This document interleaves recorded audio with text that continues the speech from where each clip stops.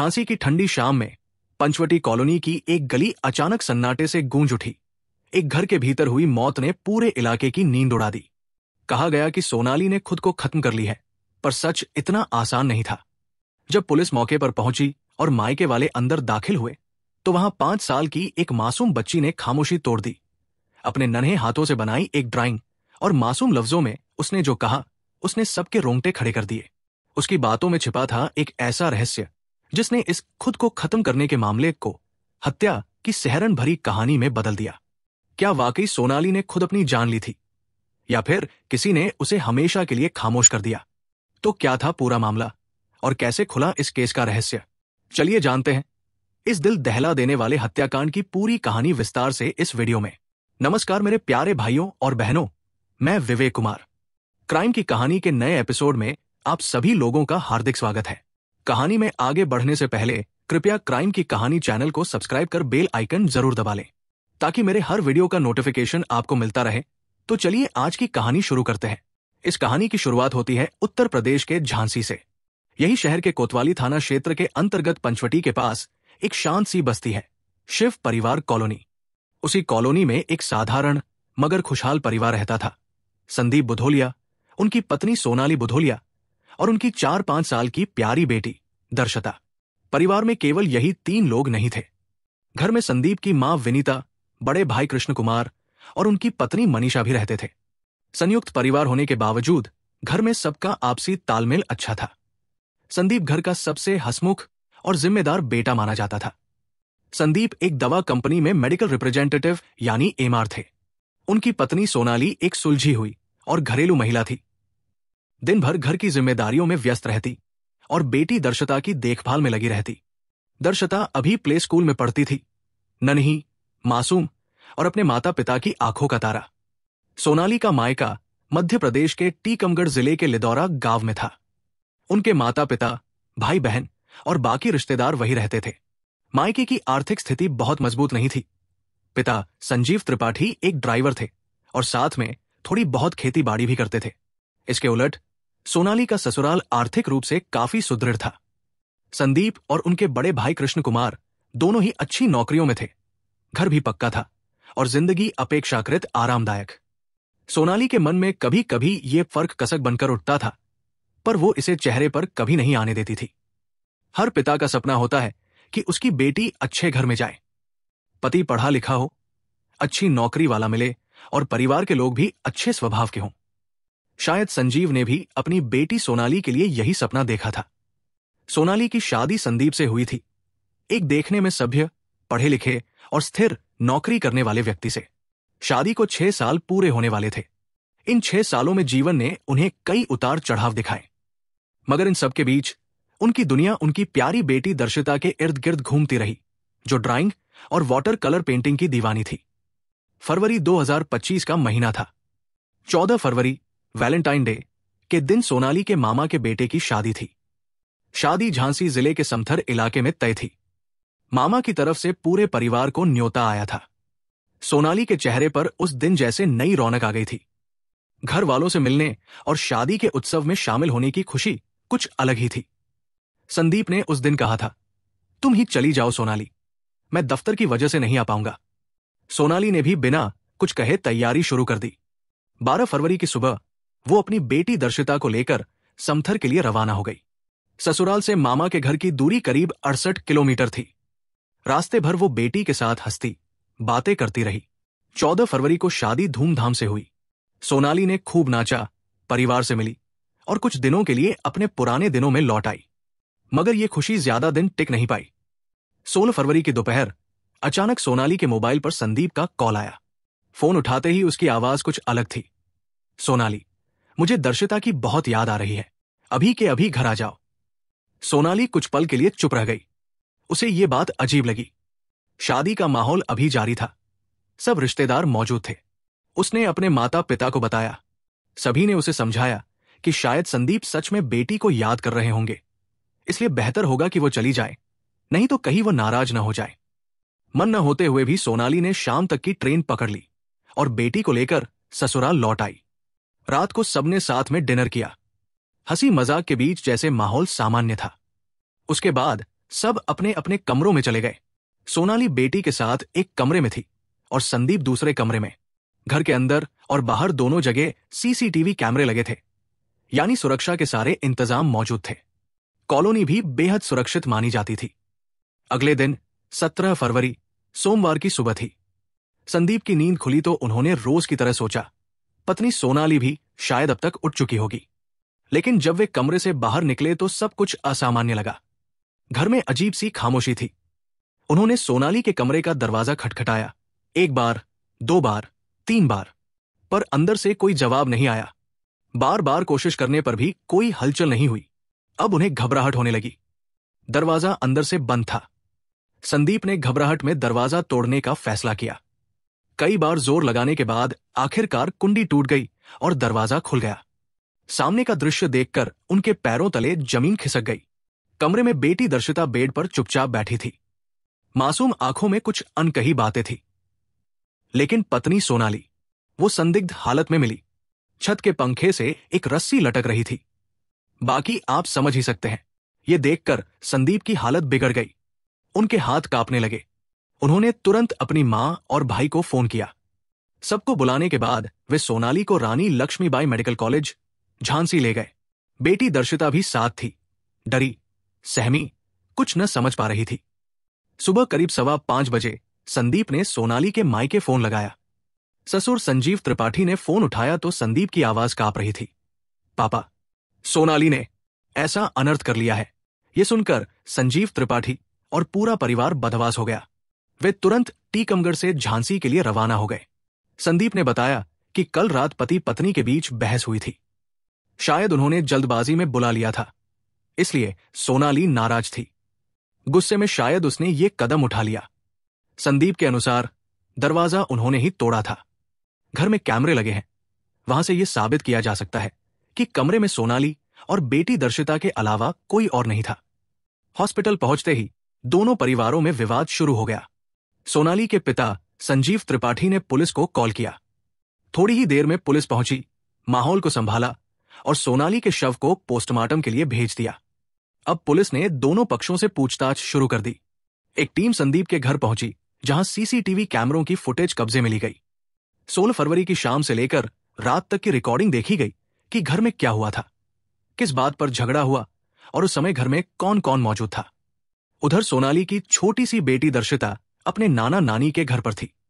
वो बार बार कुछ कहना चाहती थी, पर उसकी तुतलाती जुबान किसी की समझ में नहीं आती थी। बड़े लोग बस यही सोचते कि बच्ची को अपनी मां की याद सता रही है।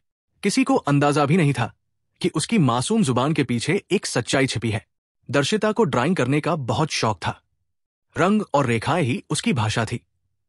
हॉस्पिटल में जब माहौल भारी हो गया तो परिजनों ने उसे पेन और पेपर पकड़ा दिया ताकि वो व्यस्त रहे और मां को याद करके रोए नहीं। मेडिकल कॉलेज की पुरानी बिल्डिंग के वार्ड के बाहर दर्शिता बेंच पर बैठी थी। चारों ओर पुलिस, परिजन और कुछ मीडिया वाले मौजूद थे। सबकी नजरें कभी अस्पताल के गेट पर टिकती, कभी उस छोटी बच्ची पर। धीरे धीरे उसने पेन चलाना शुरू किया। कुछ ही मिनटों में एक अजीब सी आकृति उभर आई, एक महिला की। टेढ़ी मेढ़ी रेखाएं, बिखरे बाल और चेहरे पर जैसे डर का कोई भाव। लोगों ने पूछा, ये कौन है, किसको बनाया है? दर्शिता ने मासूमियत से जवाब दिया, मम्मा। फिर उसने उसी महिला के पास, कंधे के पास एक और आकृति बनाई। वो किसी हाथ जैसी लग रही थी, जो धीरे धीरे महिला के गले की ओर बढ़ रहा था। लोगों ने पूछा, ये किसका हाथ है? दर्शिता ने आगे क्या कुछ खुलासा किया और ये केस अचानक कैसे हत्या के केस में बदल गया। इसको जानने से पहले सोनाली के अतीत में चलते हैं। साल था 2019। फरवरी की ठंडी शामों में जब हवा में हल्की सी मिठास घुली रहती है, उसी दौरान सोनाली की जिंदगी में एक नया मोड़ आया। उम्र बस 22-23 साल की रही होगी उसकी।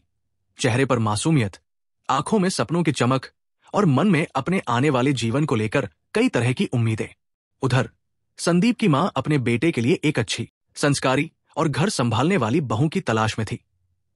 उन्होंने रिश्तेदारों तक बात फैला रखी थी कि कोई अच्छा रिश्ता मिले तो बताएं। किस्मत ने जैसे दोनों के रास्ते जोड़ दिए। एक कॉमन रिश्तेदार के जरिए सोनाली के पिता संजीव तक यह रिश्ता पहुंचा। वे जानते थे कि अब बेटी की शादी की उम्र हो रही है। रिश्ता देखने के बाद उन्हें लगा, लड़का पढ़ा लिखा है, नौकरी करता है, परिवार भी ठीक ठाक है। आर्थिक स्थिति भले बहुत मजबूत न हो, लेकिन रिश्ता उन्हें पसंद आया। फिर शुरू हुआ तैयारी का दौर। संजीव के पास इतने पैसे नहीं थे कि वे शादी को बहुत शाही तरीके से करा सकें, लेकिन बेटी की खुशी के लिए उन्होंने सब कुछ दांव पर लगा दिया। अपनी 7 बीघा जमीन बेच दी ताकि शादी का हर इंतजाम ठीक से हो सके। जगह तय हुई झांसी का मशहूर नारायण गार्डन, जहां बड़े बड़े कार्यक्रम होते हैं। 1,50,000 में बुकिंग कराई गई। सोनाली के पिता ने कोई कसर नहीं छोड़ी। हर सजावट, हर पकवान, हर मेहमान का स्वागत, सब कुछ सोच समझ कर किया गया। लेकिन तभी एक ऐसी बात हुई जिसने उनके मन की शांति छीन ली। शादी से कुछ ही दिन पहले संदीप के परिवार की तरफ से कुछ शर्तें रखी गई। 20 लाख नकद और साथ में सोने की एक भारी भरकम मोटी चैन। संजीव का दिल बैठ गया। इतने पैसे उनके पास कहां से आते? लेकिन अब रिश्ता तो तय हो चुका था।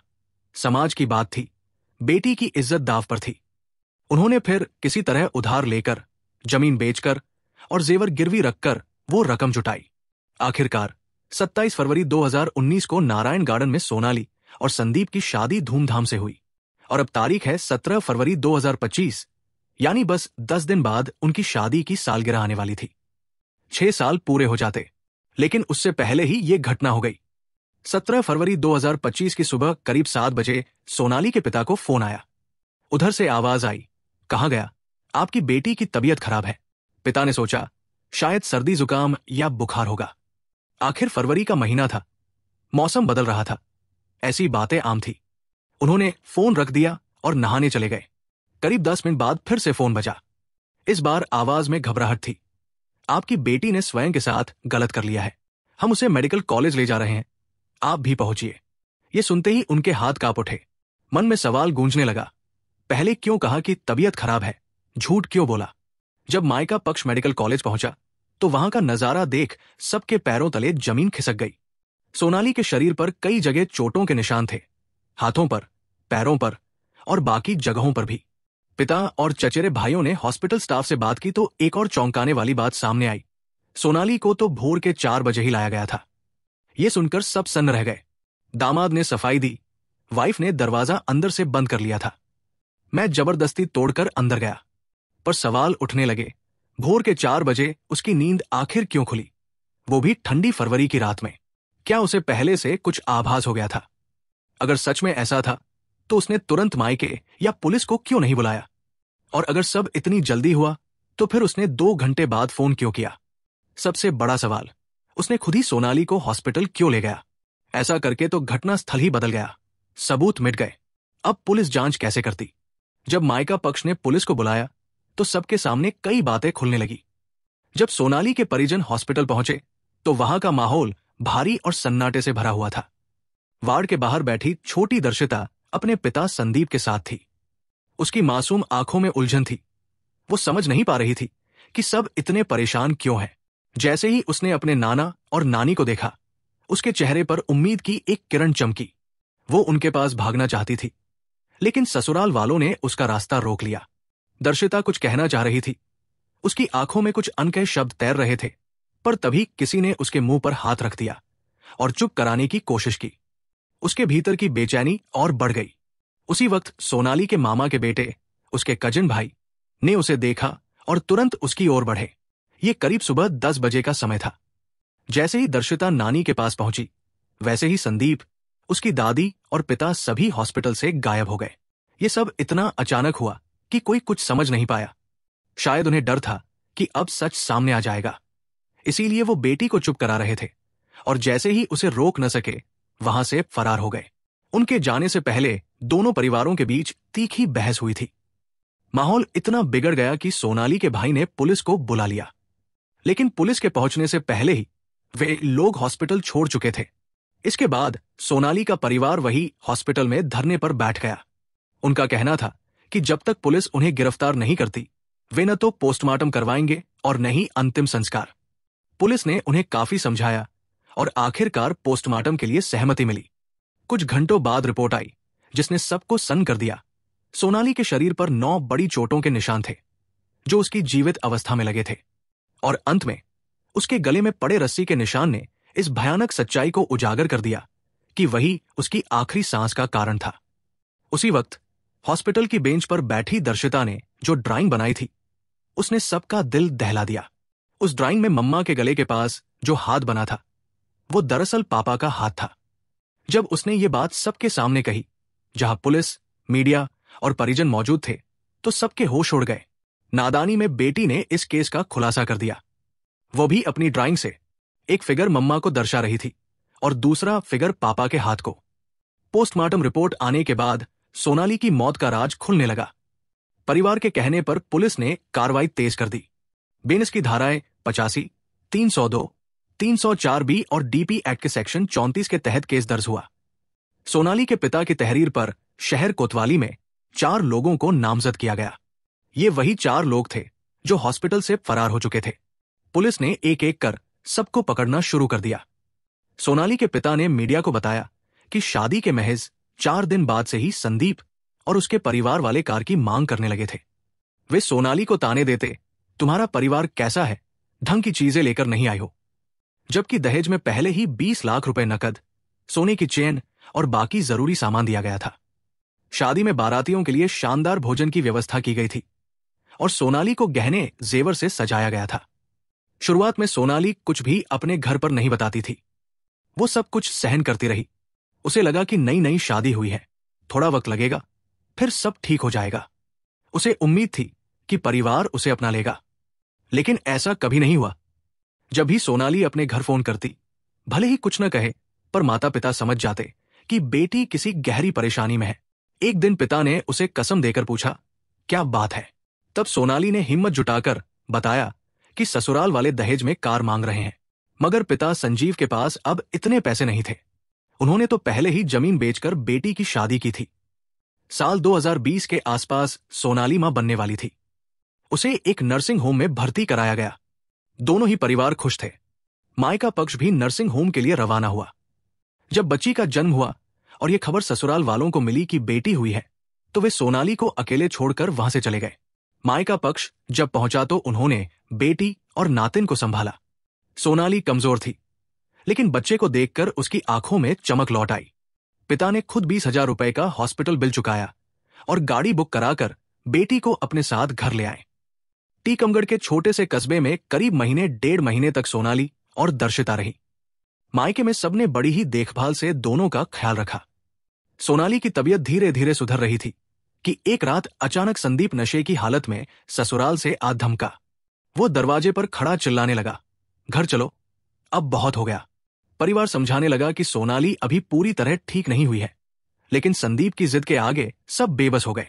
सोनाली ने भारी मन से बेटी को गोद में लिया और पति के साथ लौट गई। सब जानते थे कि ससुराल वाले बहू की देखभाल ठीक से नहीं करेंगे, फिर भी क्या किया जा सकता था। सोनाली को उम्मीद थी कि बेटी के जन्म के बाद सब कुछ बदल जाएगा।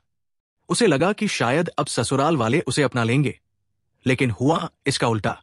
उन्हें तो बेटे की चाह थी, वंश आगे बढ़ाने के लिए। ऊपर से सोनाली कार भी नहीं लाई थी और बेटी को जन्म दिया, इसलिए उसके साथ बर्ताव और भी खराब होता गया। धीरे धीरे अत्याचार बढ़ते गए।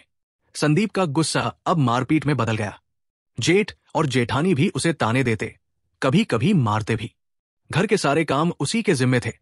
सुबह से रात तक वही रसोई में लगी रहती। एक दिन जब वो सबके लिए चाय लेकर आई, तो उन्होंने कहा कि चाय अच्छी नहीं बनी। मामूली बात पर घर में तूफान खड़ा हो गया। सोनाली चुपचाप सब सहती रही। साल 2022 की एक दोपहर, जब वो तवे पर रोटियां बना रही थी, संदीप रसोई में आया, नशे में धुत। अचानक उसने सोनाली का हाथ पकड़कर जलते तवे पर रख दिया। वो दर्द से चीख उठी, पर संदीप ने हाथ वही दबाए रखा। फिर उसने पेट पर भी लाते मारी। सोनाली बेहोश होकर गिर पड़ी। जब होश आया तो खुद को झांसी के रामराजा हॉस्पिटल में पाया। 8 दिन तक वही एडमिट रही। उसके पिता वही आए, बेटी और नातिन को अपने साथ मायके ले गए। ठीक होने के बाद सोनाली ने हिम्मत जुटाई और परिवार के साथ थाने पहुंची। दहेज उत्पीड़न का केस दर्ज हुआ आईपीसी की धारा 498 ए, 323, 504 और दहेज प्रतिषेध अधिनियम की धारा 3 और 4 के तहत। मामला झांसी कोर्ट में गया। ट्रायल शुरू हुआ। दोनों परिवार बार बार कोर्ट के चक्कर लगाते रहे। 2 साल तक केस चलता रहा। साल 2024 आ गया। अब केस अपने अंतिम चरण में था। झांसी कोर्ट में सुनवाई अपने आखिरी दौर में पहुंच चुकी थी। संदीप को एहसास हो गया था कि अब जेल जाना तय है। अगर सजा हो गई तो नौकरी चली जाएगी, समाज में बदनामी होगी और शायद सब कुछ खत्म हो जाएगा। इसी डर में वो कोर्ट के हर पेशी वाले दिन सोनाली से नजरें मिलाने की कोशिश करता।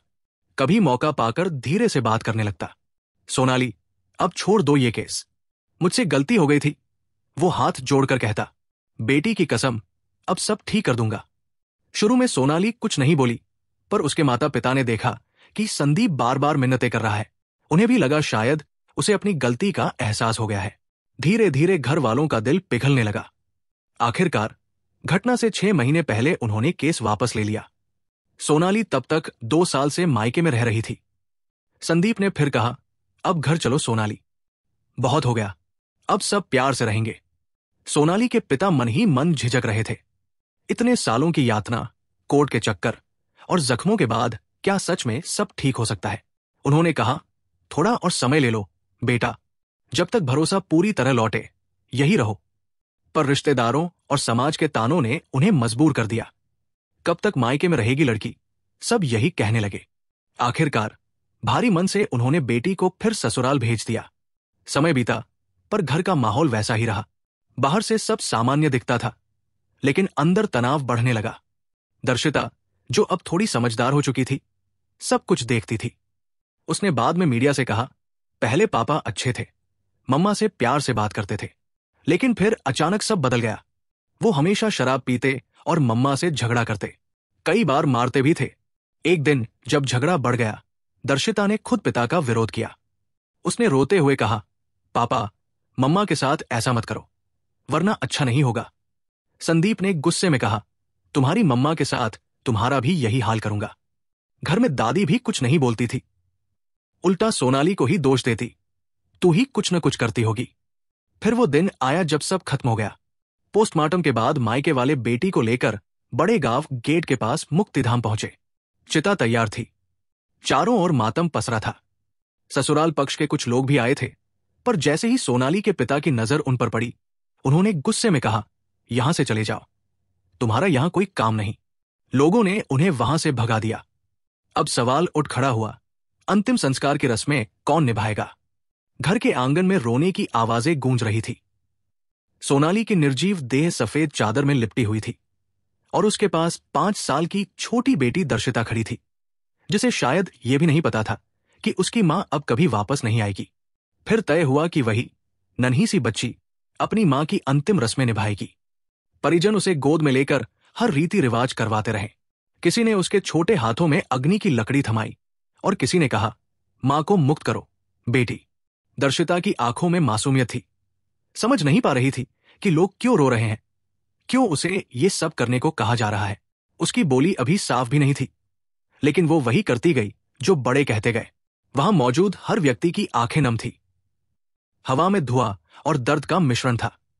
किस्मत का कितना क्रूर मजाक था कि 5 साल की बच्ची को अपनी मां की चिता के सामने खड़ा होना पड़ा। इसी बीच खबर आई, पुलिस ने संदीप को गिरफ्तार कर लिया है।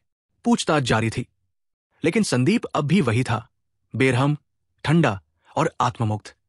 उसने बेटी के बारे में कुछ नहीं पूछा। उसे लगा वो तो नादान है, कुछ नहीं समझेगी, बोल भी क्या पाएगी। लेकिन वही दर्शिता बाद में मीडिया के सामने खड़ी होकर पूरी कहानी सुनाती है। कैसे उसके पापा हर दिन झगड़ा करते थे, मम्मा को मारते थे, और कैसे उस रात सब कुछ खत्म हो गया। परिवार का कहना है, अगर ये सब गुस्से में किया होता तो इतनी प्लानिंग नहीं होती। सुबह होते ही उसने ड्रामे किए, चीखने चिल्लाने लगा, फिर पत्नी को लेकर अस्पताल पहुंचा ताकि लोगों को लगे कि वो निर्दोष है। मायके वालों का कहना था कि ये सारा ससुराल पक्ष की सोची समझी साजिश थी। घर में कैमरे लगे हैं, उन्होंने कहा, अगर कैमरे बंद कर दिए गए तो शक साफ इन्हीं पर जाएगा। इसलिए उन्होंने कैमरे चालू रखे और पूरी कहानी को हादसे जैसा दिखाने का नाटक किया। मामला फिर से झांसी के ट्रायल कोर्ट में गया। इस बार पुलिस ने एक ऐसा सबूत पेश किया जिसने सबको हिला दिया, दर्शिता की बनाई हुई ड्राइंग। उस ड्राइंग में उसने अपनी मां, पिता और एक आग जैसी चीज बनाई थी, शायद वही चिता जिसे उसने अपनी नन्ही आंखों से देखा था। पुलिस ने उस ड्राइंग को केस के एविडेंस के तौर पर रख लिया। संदीप ने बेल के लिए कोर्ट में अर्जी दी, लेकिन ट्रायल कोर्ट ने बेल खारिज कर दी। फिर उसने इलाहाबाद हाई कोर्ट में अपील दायर की। उधर उसकी मां विनीता को बेल मिल चुकी थी, वो जेल से बाहर आ चुकी थी। बाकी ससुराल पक्ष के जिन लोगों पर आरोप लगे थे उन्हें दोषमुक्त कर दिया गया, क्योंकि जांच में उनका कोई प्रत्यक्ष हाथ साबित नहीं हुआ। लेकिन सोनाली का परिवार अब भी यही कहता है, सारा घर मिला हुआ था और बेटी की ड्राइंग ही सच बोल रही है। इधर इलाहाबाद हाई कोर्ट में संदीप की बेल पर सुनवाई शुरू हुई। अदालत में उसने खुद को निर्दोष बताया। उसका कहना था कि इस पूरी घटना में उसका कोई हाथ नहीं है, पुलिस ने उसे फंसाया है। संदीप ने कोर्ट में कहा, दरवाजा तो अंदर से बंद था, मैंने जबरदस्ती तोड़कर खोला और अंदर गया। सीसीटीवी फुटेज में भी यही रिकॉर्ड है। पोस्टमार्टम रिपोर्ट में मौत का कारण रस्सी आया है। अब ये पत्नी ने खुद किया या नहीं, ये तो पता नहीं। उसने ये भी सवाल उठाया कि अगर वो दोषी था तो पुलिस ने एफआईआर इतनी देर से क्यों दर्ज की। उसके मुताबिक घटना 16 फरवरी की रात करीब 11:30 बजे की थी, जबकि एफआईआर अगले दिन यानी 17 फरवरी की दोपहर लगभग 5:15 बजे दर्ज की गई। संदीप के वकील ने कहा, अगर यह हत्या होती तो रिपोर्ट इतनी देर से क्यों होती। वहीं दूसरी तरफ सोनाली के परिवार की ओर से पेश वकील ने अदालत में साफ कहा, पहले भी इस व्यक्ति पर दहेज उत्पीड़न का केस चल चुका है। वो अपनी पत्नी को लगातार प्रताड़ित करता था। ये कोई नई बात नहीं है। 2 साल तक मुकदमा चला, पुलिस ने काउंसलिंग भी करवाई, लेकिन इसने अपनी हरकतें नहीं छोड़ी। ये ओपन एंड शट केस है। हाई कोर्ट ने दोनों पक्षों की दलीलें ध्यान से सुनी। Police report, CCTV footage, postmortem और केस का पुराना इतिहास, सब कुछ रिकॉर्ड में लिया गया। अगस्त 2025 के आसपास अदालत ने अपना फैसला सुनाया। संदीप की बेल अर्जी रद्द कर दी गई। फैसले में कहा गया कि परिस्थितियां और पूर्ववृत्त आरोपी की भूमिका को संदिग्ध बनाते हैं और फिलहाल उसे जेल में रहना ही उचित है। ताजा स्थिति यही है, संदीप अभी जेल में है, उसकी मां विनीता बेल पर बाहर है और बाकी परिवार के सदस्य बाइज्जत बरी हो चुके हैं। कहानी को लास्ट तक सुनने के लिए आपका धन्यवाद। इस कहानी के बारे में अपनी राय कमेंट करके जरूर बताइएगा और ऐसी ही अपराध की सच्ची कहानियों के लिए हमारे चैनल क्राइम की कहानी को सब्सक्राइब कर लीजिए।